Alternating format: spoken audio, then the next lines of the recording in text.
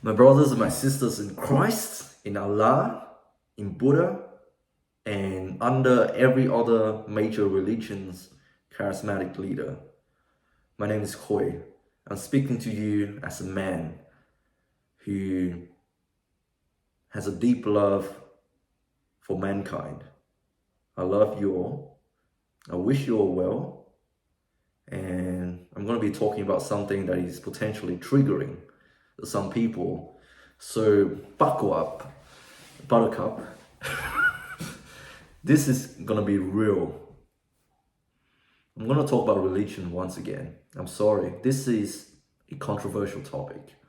People tend to avoid talking about this stuff in public. People tend to avoid talking about politics. How much money do you earn? What do you believe in? Because it's sensitive. You want to fit in? Don't talk about this stuff. But I feel like I have to speak up about this. I have to let the world know about this because I do value human's life. And I do think that my experience will help someone out there. Hopefully. This comes from a place of genuine love. I do care about you. And I do wish you well. And I do wish you find some more clarity in your life and feel more secure in who you are as a person. Enough of that rambling. I'm going to tell you a story. The story of how I was recruited and how I was manipulated into joining this cult. But before I start this story, let's go back a couple of years before. And I'll tell you another example of something similar, but on a milder scale. I was also recruited when I was younger, but I was never really fully became a member of such organization. Okay, so when I was a uni student, that was a period of my life in which there was great turmoil. There was great confusion and there was great insecurity. You know, you just left high school, right? You don't know what you're going to do with your life. You have so many options, but then also so many possibilities at how your life could turn out. And that makes you wary. That makes you feel anxious in a way. Back then I was, let's say, 20-year-old. And I didn't know what I want to do with my life. I just thought maybe I'll study this and then I'll get a job, then I'll figure out the rest of my life. And this is what most people experience. They don't know where they are in this world and what contribution, if any, they're going to make to the world. And they base their entire self-worth on their accomplishments. And I was a nobody. Because let's be honest, back then I had no money, no girlfriend, no sexual experience. I was a virgin, 20. I was living away from family. So no connections, no relationships. And that was a vulnerable period of my life. But I didn't realize that. I didn't know at the time that I was socially isolated. I had no body, no social support network. And for an insecure man like me, I was vulnerable. And these people, whether it was by chance or whether they know their target audience, they know the demographic of the suburb, they targeted me. So one day I was studying inside my unit and I heard a knock on the door. And so I was thinking to myself, who would knock on my door? I have no friends. Why would anybody want to visit me? Maybe it was the mailman, but I didn't order anything from eBay. Anyways, I rushed to the door. I opened the door, and in front of me were two beautiful women, young women, no more than, say, my age. And I was thinking to myself, what the heck? Why are these women outside my door? What do they want from me? I have no money. I have nothing to offer. Why are there women outside my door? But I was happy nonetheless that I saw women outside my door. And they were smiling. They were happy. They wanted to see me for some reason. So we started talking. We started exchanging pleasant words.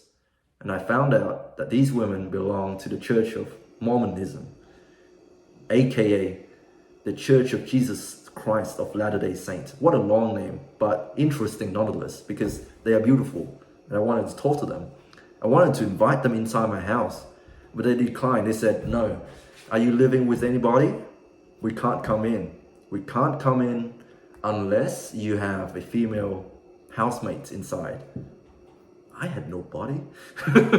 But yeah, they started talking to me, started asking me questions about my view on the world. What do I think about the evil in this world? Why there's so much suffering? They asked me, have you experienced this before? And I straight up told them. My grandfather died. I was struggling with uni. I'm getting low marks. I have no friends. I have nobody to hang out. You guys want to come hang out with me? We go skating, we watch a movie, whatever. Let's go. Let's hang out next week. They said no. But we would like to talk to you about our church, what we believe in. Would you like to come to a picnic with us? And in my mind, I was thinking, is this a date with two beautiful young women? Hell yeah. Hell yeah. I want to talk about Jesus. Let's go. Let's go tomorrow even. Fast forward a few days later. We went on this date or picnic, but it was no picnic. Sure, there was food and there were beautiful women talking to me, exchanging stories, telling me about God and our Creator, how loving He is, how He wants you to experience His love. But it was no picnic. It was a recruitment event. They wanted me to come to know their belief more so that they can recruit me to their church. These people did nothing wrong. I am attacking the religion itself. These people didn't know any better. Anyways, I enjoyed that. I really did, because I thought they were interested in me. I didn't know it back then, you know. As time went by, they wanted me to meet their elders. But I think it must have been that period of my life in which I was really in a bad way. And I pulled out before I could even go further, because schoolwork was killing me. This was also the year that I committed my first suicide attempt. But let's not talk about that. Fast forward to this year. I was involved in a cult, as you all know. I'm not going to say their name, because you will find out about them very easily if you just do a Google search. They are a South Korean non-denominational Christian church who has a charismatic leader who conducts Bible study classes through Zoom. You will know about them. And they had a scandal involving infecting members of other churches with COVID-19. That's enough information. Now, I fear that my channel will get discovered eventually. But hey, it's a small price to pay for freedom of speech. This group, they won't tell you their identity when you first join them. They'll make you wait. They'll make you go through a torturous recruitment process for months before they can tell you their true identity. They will go under the disguise of a Bible study group, not being affiliated to this church at all. And sure, they might argue, now that you know their identity, that they have open classes in which they tell you their identity up front. But no, that was not the case when I joined their open classes. They make you wait. They ask you, do you want to know where this teaching came from? You'll learn it next lesson. Come join us next Tuesday, next Thursday, next Saturday. Come join us. If you want to know, come learn, and we will tell you. I didn't know it back then. Earlier this year, I was also in a bad way. I started a new job position. I was socially isolated from my family. I didn't talk to my family for a while, for some reason. And then I had a lot of free time. So I thought to myself, hey, I don't have a wife, I'm not married, I don't have children, I have no responsibility. I'm just working, going to the gym and doing this and doing that. I have no girlfriend. My girlfriend broke up with me. What am I going to do? I have all this free time. And so I was introduced to this group by one of my friends, who, by the way, has left already. Thank God. But I didn't know it back then that he left. So I kept studying. What a good friend. Anyways, yeah, I was vulnerable. I was struggling. So nobody is immune to propaganda, let me tell you that. And I was no different. When I came across this new teaching, it was so radical. It's like interpreting the Bible in a completely radical way, completely different to any other denomination's doctrine. I was hooked. Hey, I can see the Bible so clearly. And there was this mentality of us who belong to this organization versus them, the people who are ignorant, who are under the sea, who are under the reign of Satan, who does not have the truth. It was this us versus them mentality that makes me want to be with this group. I'm going to show you a study. This study is called The Effect of Severity of Initiation on Liking for a Group. It was done by E. Aronson et al. In 1959. I do not have access to this study, unfortunately, because I am no longer an alumni at my university and Skyhub doesn't let me read this article for some reason. But anyways, this article is about testing the hypothesis that the more a test subject have to endure or suffer through a recruitment process, the more they're gonna like it. And at first, when I think about this, I thought it's the opposite.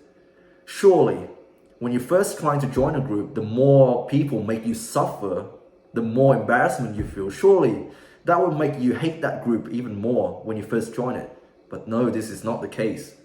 This study found out that test subjects who went through a more torturous and excruciatingly painful or embarrassing initiation process tend to like that group even more.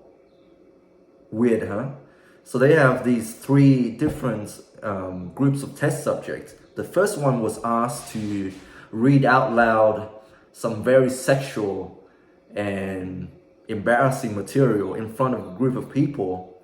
And then the second group involved people also reading out loud embarrassing materials, but not as bad as the first group. And then the third group involved someone who doesn't have to read out anything and just join the group.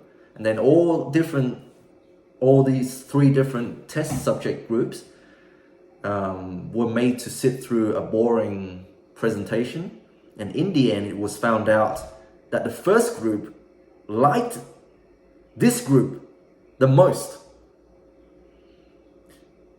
That goes to show how people, when they have put up with embarrassment, torture, to even join a group, they feel like their effort has to mean something, you know? That's why they are afraid to walk away from this group. That's how I felt as well. Because I had to sit through 8 months of Bible studying, I thought, it's going to be a waste of time if I just walk away. And these people make sure that you think like that. They would tell you, you already studied the Bible for 8 months. Don't you want to be in the kingdom of heaven? Don't you want to be harvested into the barn? You got to keep studying, man. Otherwise, all of these months will be a waste. But I had to walk away because I knew that what they were doing was wrong. And I knew that this is not the truth. This is just manipulation tactics. Any one of you who worked in sales will know this. Any one of you who has a marketing brain will know this. People are very susceptible to propaganda. That's why when the army tries to recruit new soldiers, they often put like women in beautiful US Army soldier uniform dancing on TikTok. There's no woman in the army. You guys are killing yourself for these people at the top who don't really care about you. That was my fault. I realized that my weakness is women. Sometimes when a group or when an advertiser wants to get my attention, all they need to do is put a young, beautiful woman, my type, in front of me.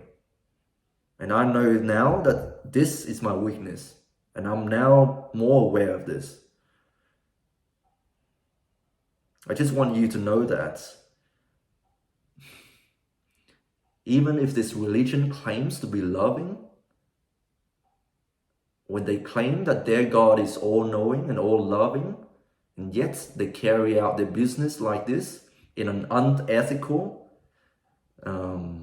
dishonest way, there's nothing that they can do or tell me to convince me otherwise that their God is the true God. That's just my 2 cents. Anyways, hope you guys are doing well. Stay strong. God bless. Stay healthy. And do question. Do think. Do ask. And do seek for the truth. And I have complete faith now in you. In you, my viewers. I have complete faith in you. Okay? Stay strong, my friends.